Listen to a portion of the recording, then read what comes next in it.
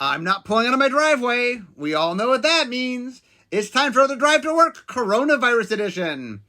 Okay, guys, I've been using my time at home to do lots of fun interviews, and today I have one of the best players in Magic. Luis Scott-Vargas is here to join us. Hey, Luis. Hey, Mark. How's it going? Good. So I'm going to start with the question I ask everybody. How did you learn to play Magic? How'd you get into Magic? Me and my friend Seth, when we were in the 5th grade, we bought a starter deck of Revise and 2 packs of the Dark each, and muddled our way through a bunch of games without knowing the rules, and it just kind of captured me ever since. Were those the sets on sale at the time, or were they older sets that you bought? Like, when was this? Those were the sets on sale at the time. I remember very distinctly a couple weeks after, when I was starting to really get into it, saving up for a pack of Legends, which was an old set at that point, or older, a year old, whatever. And then when the store ran out, they never got another pack in. So that pack of Legends never materialized. Yeah, so 94. So you started playing in 94.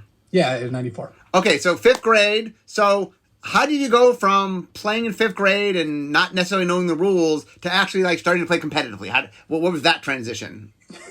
It was a long one. The first competitive tournament I played it was in 2003. So I didn't actually really compete until basically I was in college, and I had stopped playing Magic for a couple years actively. And at one point I wandered into a card shop. They were going to draft in like an hour, and that's kind of where it went. I started drafting on Wednesdays. Then I started drafting on Wednesdays and Fridays. Then the guys at the card shop were like, hey, you should come to this PTQ. And I'm a pretty competitive person, and it did not take long for me to get hooked on the like, oh, wow, I could win a PTQ and play on the Pro Tour. All right, I want to do that. Now, had you drafted before that, or that your very first draft? No, I had drafted quite a bit. I used to play a lot. Actually, the reason I took a break from Magic was in high school, my parents got concerned about my grades, which were actually suffering as a result of Magic. I think you know what this is like, to pour your whole like mind into something. Mm-hmm. Magic has always been like that for me. So when I needed to focus on school, which I'm glad I did, I had to kind of like walk away from Magic for a little bit in order to make space for learning other things. Okay, so you start playing at PTQs. So what was the space of time between playing in PTQs and actually going to a PT? What was your first PT? It was about a year later. I started playing PTQs in 2003, and then in 2004 there was a Pro Tour in San Diego, and I was living in Northern California at the time, and I remember thinking like, wow, there's a Pro Tour in California? That sounds awesome. I want to play in that. And I had never really considered flying to a tournament before that. I actually top 8'd a PTQ for the PT in New Orleans, I want to say, and ended up deciding that I didn't want to fly to a tournament, so I didn't win the PTQ. Okay, so San Diego was your first. How'd you do at your first PT? I went 8-7, and I was very happy with that. I made day 2. Mm-hmm. I had more wins than losses. I didn't win any money or anything, but I played against a bunch of awesome players. Felt like I could hold my own. Like I actually felt, even though I didn't do like fantastically, I felt that I had a really good shot in every match I played. I didn't feel like I didn't belong there. Okay, so what was your first top 8? My first top 8 was Berlin in 2008, so that 4 years later. Okay. Oh, your first top 8 was your first win? Yeah. Okay. And I've never gotten back there since, actually. I ended up... It's funny how these things work, where going into Berlin, it was like near the end of the season. It was the second year I had played professional Magic. Like, I consider myself a Magic pro starting in 2007. That was the first year I played all the Pro Tours, and kind of got a pro level as a result. End of 2008, I wasn't doing well that season, and I thought, hey, maybe it's time to move on to something else. Ended up squeaking into top 8 on tiebreakers at 12-4, winning the Pro Tour, and that opened a lot of doors, and I haven't left since. Okay, so one of the things is, there's a couple different places this goes. So I'm going to pick some, and we can backtrack. So one of them, I know in 2009, you launched Channel Fireball. Let's talk about that a little bit. Yeah, it was. I was working for a card store / website in Northern California called Adventures in Cards and Comics. Great friends with the owner, Avram. He took a chance on me and Paul Cheon in 2006 when no one had any idea who we were, and we were going to nationals, and he sponsored us, and that was like a pretty big deal to us. But in 2009, John Sassa, who's the owner of Channel Fireball now and was the owner of Superstars of Sports back then, had an idea for this visionary Magic website that would make draft videos, which at the time weren't even really a thing. Yeah. And I bought into his vision. I thought he had a good thing going, and we ended up launching Channel Fireball in 2009, kind of right after I top-aided Pro Tour Kyoto, where I lost Tennessee from the finals. I'm a huge pun fan, and it took me years to get that Channel Fireball was a pun, sadly. Yes, the original logo had a TV because it was channel, like a TV channel, Yeah. and then Channel Fireball, of course, the magic combo. Yeah. One of the first magic combos. There's not many older than that one. I mean, there's other alpha combos, but that is Right. probably the classic. I mean, there's a few other famous early ones, but yeah, that is probably the most powerful win the game combo, I guess. Okay, so you start doing Channel Fireball. It means you start writing articles, doing videos. So there's an interesting track right here that starts to happen. Part of your life is you're still a pro player. You're playing on pro tours, and you're also kind of becoming a personality, becoming a Magic. So which path do you want to go down first? Well, it's funny because I've always considered those two paths. They are different, but linked, because even before Channel Fireball, I wrote for Star City Games. I made videos for Adventures, and I always saw the job as a pro Magic player as not fully complete without doing something else. And it made so much sense to make content because you're already spending all this time thinking about Magic, playing Magic, and it's a way to kind of have your cake and eat it too, where you get to write articles about your process and your decks and all that. And then you also get to use those in the tournament, and hopefully both of those can provide you with a bit of security. Yeah, one of the things I know that's one of the weirder things for pro players who write is there's this tension between wanting to provide interesting content and not kind of giving away your tech, if you will. You know, that you want to sort of share what you're doing, but, you know, there is a competitive edge when you're a good player. How did you balance that? I've always been much more on the side of just writing what I want to write about and not worrying too much about it. It changes kind of based on how I'm preparing for the event. If I'm preparing with a team of other players, I don't feel it's my place to write about a deck we're all playing, because that can put them at a disadvantage. Whereas I'm perfectly fine taking that risk myself, because I've always felt, I don't know, I feel like some portion of it is responsibility to people who are reading. I would never want to write something that wasn't true. But part of it is, I just think it is more interesting. Like you said, it's more exciting to share like breaking news. And I've actually kind of liked the move to open deck lists at tournaments recently, which has kind of happened out of necessity, thanks to everything being online now. But I like it because I get to post my deck list as soon as they're turned in, and I get to talk about, you know, all the different things that go into it. And that gives people up-to-date information where they can play the same deck I'm playing in a Pro Tour in a PTQ that same weekend, because I've already written about the deck. So do you being a Magic celebrity, if you will, you know, being someone that's people know, is a weird thing. I mean, I have some firsthand experience here, but so what is it like? So you spend a lot of time sort of getting out there, letting people sort of, you know, be a conduit to Magic. Share a little bit. What is that like, interacting with the public in a way where they just know who you are? It's interesting. I think a lot of people have started to, like the term parasocial relationship has started to become more widely known, where, you know, and I know you know what this is like too, where people feel like they know you because they've listened to you talk for hundreds of hours or watched your videos or watched your stream. And it's not, it's a sort of thing where it doesn't really like bother me. I like parts of it, and parts of it can be a little interesting.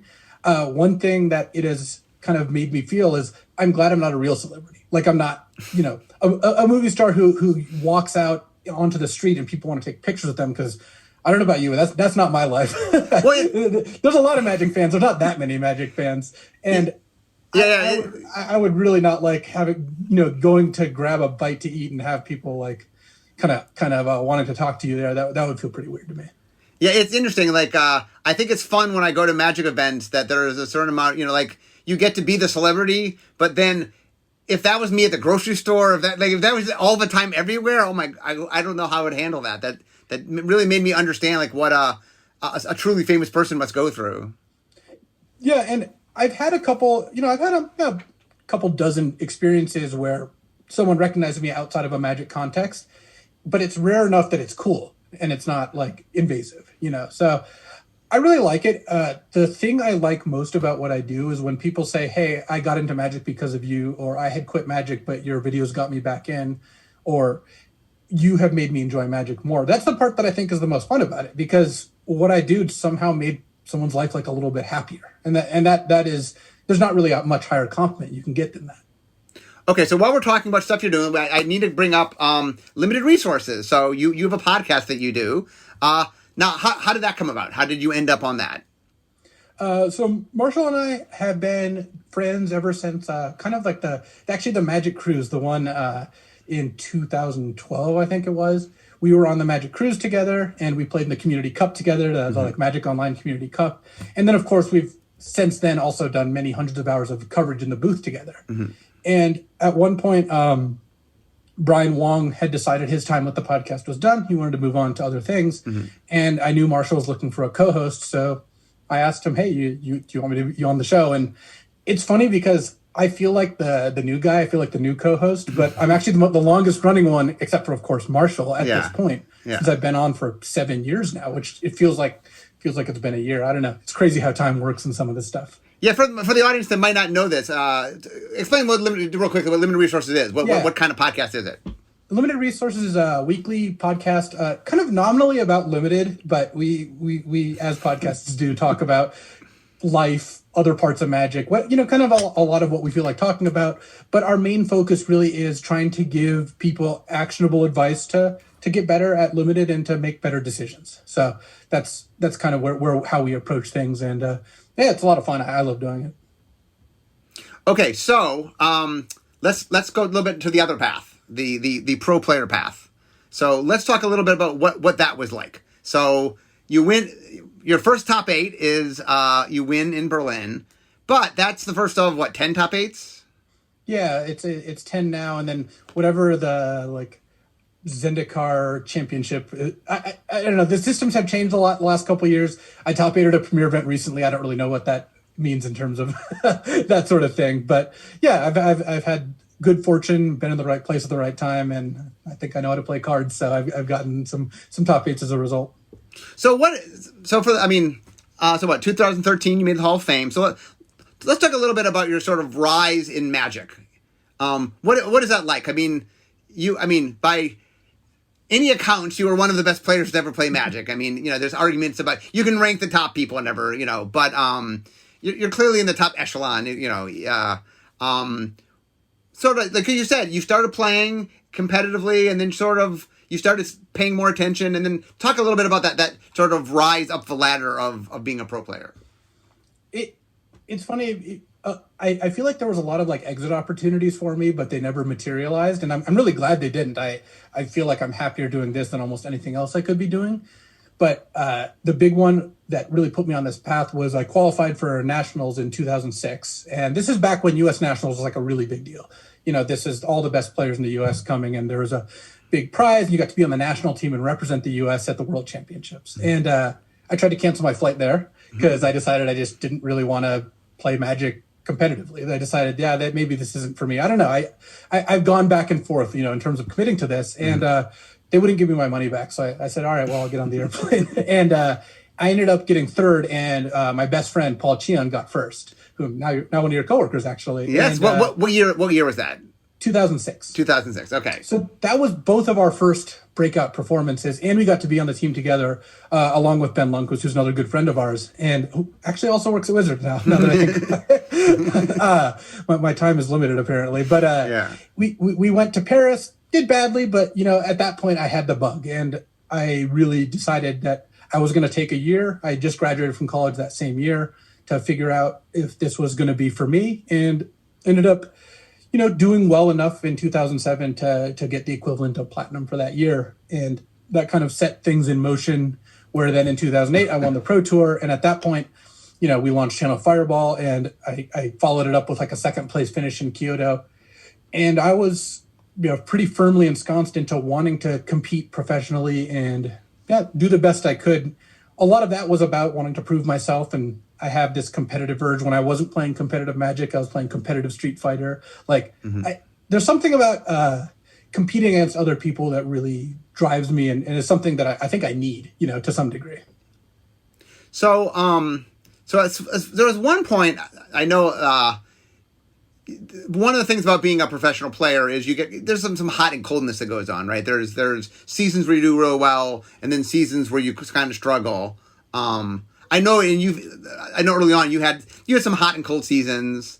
What was it that sort of kept you around? I know that like one of the things that's interesting of watching Magic is like you have this drive to compete, obviously. But what was it? What about Magic? Like, what is it about Magic that sort of why is that the thing you choose to compete at? Well, I mean, part of it I think is my aptitude for it. Like I clearly, something about the game speaks to me and where I understand it well. Like I'm not arrogant enough to think that I would be the best at anything I tried. It so happens that Magic, pushes my buttons the right way and I understand it. The other is I think it's the best game ever made. Like I think that Magic has this combination of luck, skill, new content every couple months, infinite combinations, like all of that together means it's this like infinite process of exploration and discovery that I just don't get tired of.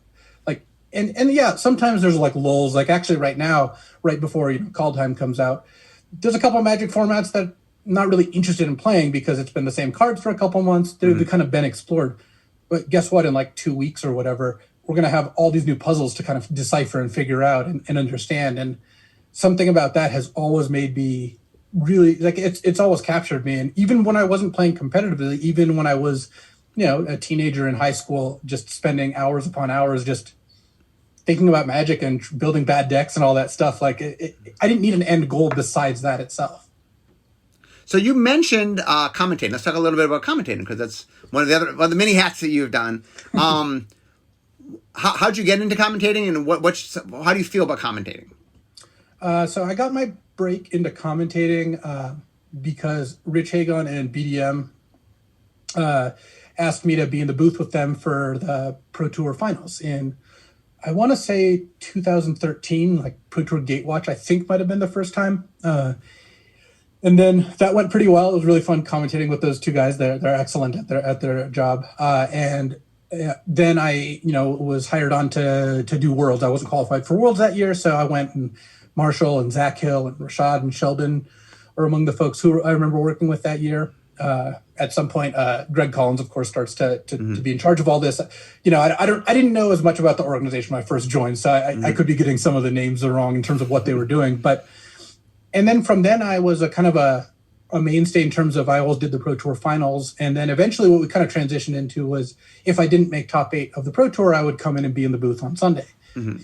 And I think I got prepared for this by the fact that I'd been doing draft videos for 4 or 5 years at that point. And, now streams, I guess, like sitting there talking about Magic was something that came naturally to me. And I can react pretty quickly to what's going on. So I'm able to keep up with the game, though many players make it kind of easy because people don't tend to play that fast when you're watching. The higher the stakes, the slower the plays is what I've found.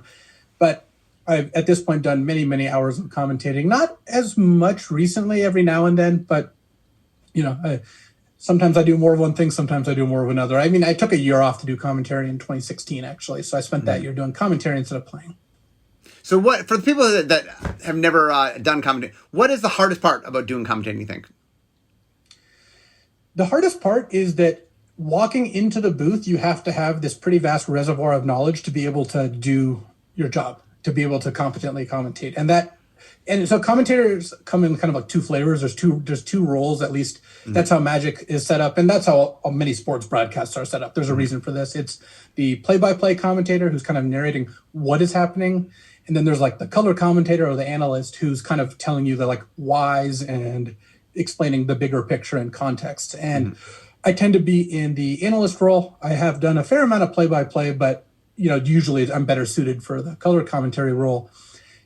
In both roles, you have to just know all this stuff because you don't have time to like look it up or think of it. It's kind of like if you watch someone commentating basketball, you watch a basketball game, the play-by-play commentator is not looking up who the players are. They know everything about every player on the court, all their stats.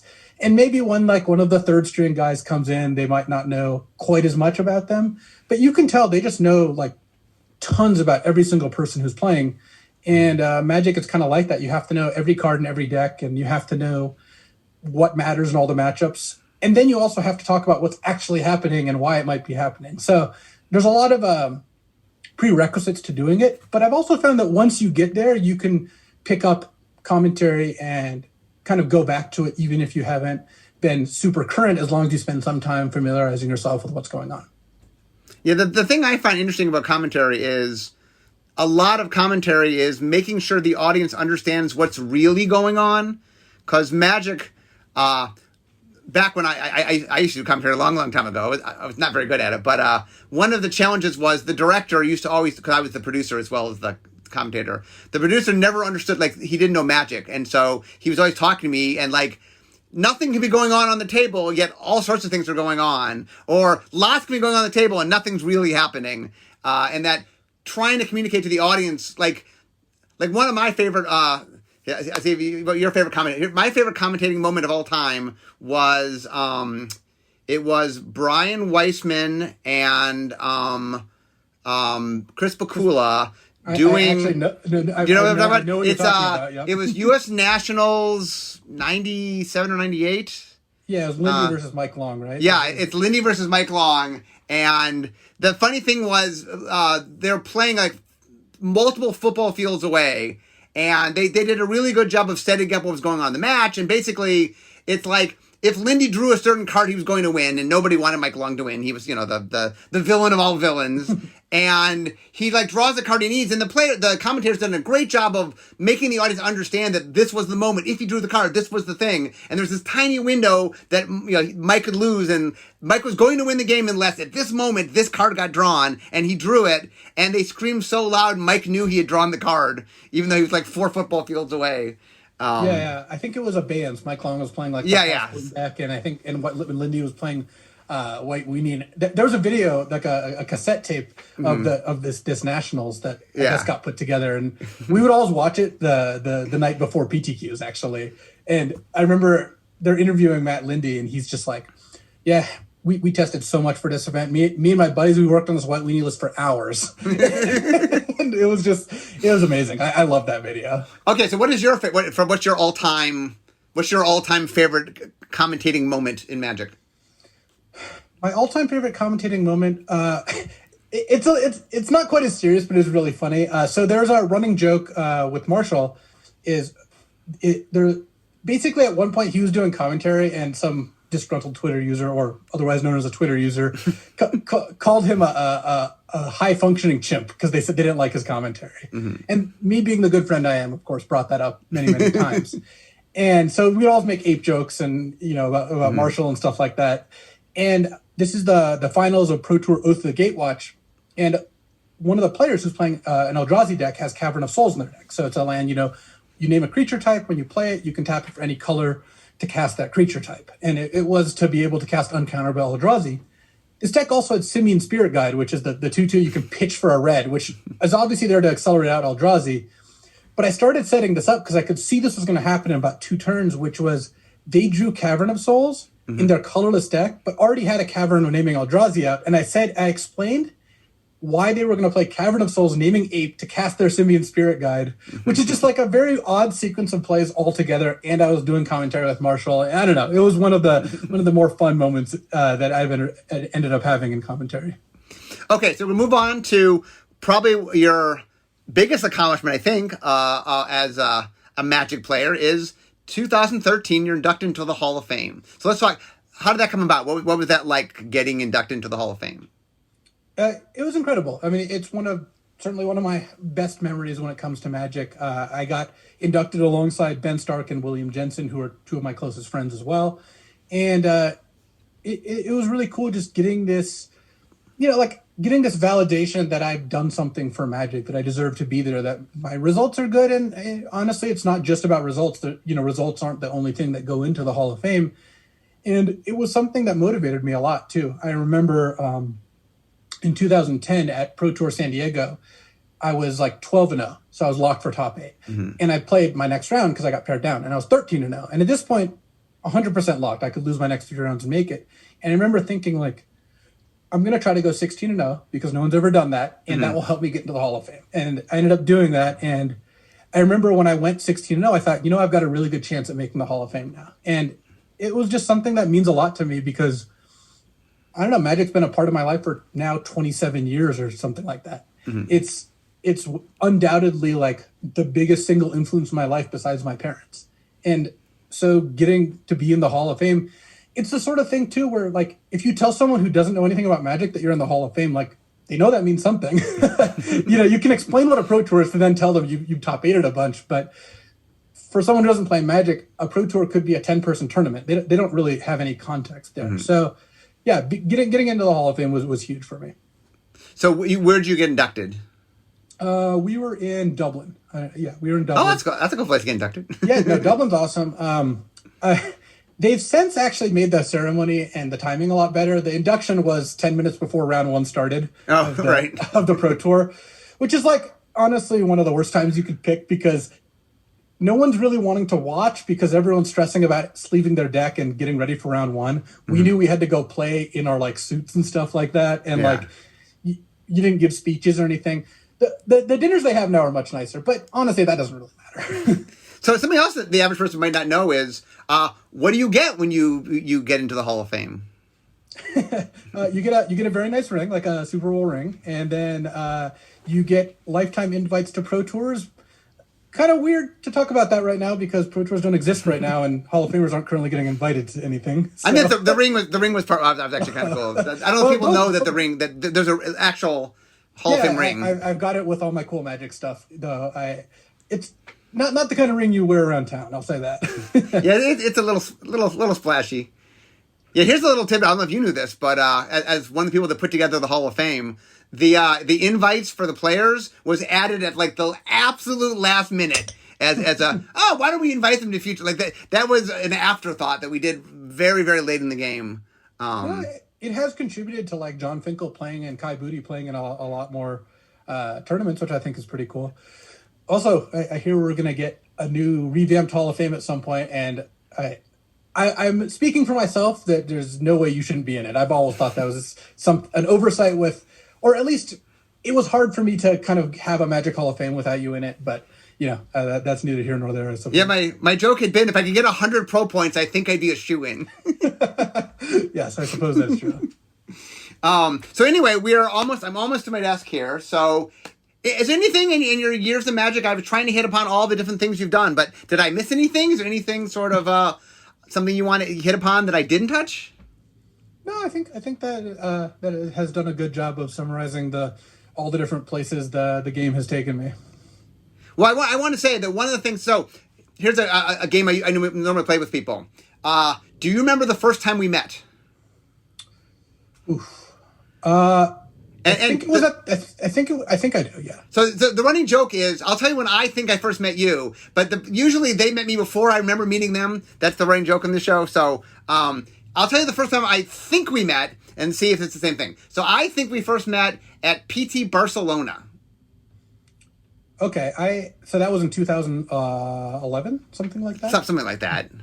Okay, I also thought I met you in 2011, but I thought it was at the Community Cup. But okay. I mean, if the Community Cup was before Barcelona, then you met me at the Community Cup. Okay, whichever one of those. I don't remember which one came first, but it was something like that. Remember, so I was at PT Barcelona because the one before that is the first time we had done constant all-day coverage, right? Before that, the finals were coverage, but we didn't do all-day coverage. And I was very excited, so I went to PT Barcelona, which was the second one we had done. Yeah. And you came up and introduced yourself to me. That's why I remember. I remember. Okay, so I guess you were right then. That was before the Community Cup. Okay. I got to turn it around on you, I guess. You did. So it is great talking with you. And like I said, okay, so you do a little plugging here. So obviously you do limited resources. So if people want to listen to you and Marshall talk about Magic every week, where else can people see you? Where else can people read you or listen to you? You can always go to channelfireball.com. That's where all articles and videos all get posted. lrcast.com is a good place to find limited resources. And then twitch.tv/LSV is my stream. And I stream maybe a couple times a month, depending on what I'm feeling up to. And also I'm at LSV on Twitter. So yeah, I've got a lot of places for my nonsense if you're so inclined. Okay, well, I wanna thank you. I see my desk here, so as we all know, we know what that means. This is the end of my drive to work. So instead of talking Magic, it's time for me to be making Magic. So thanks for being with us.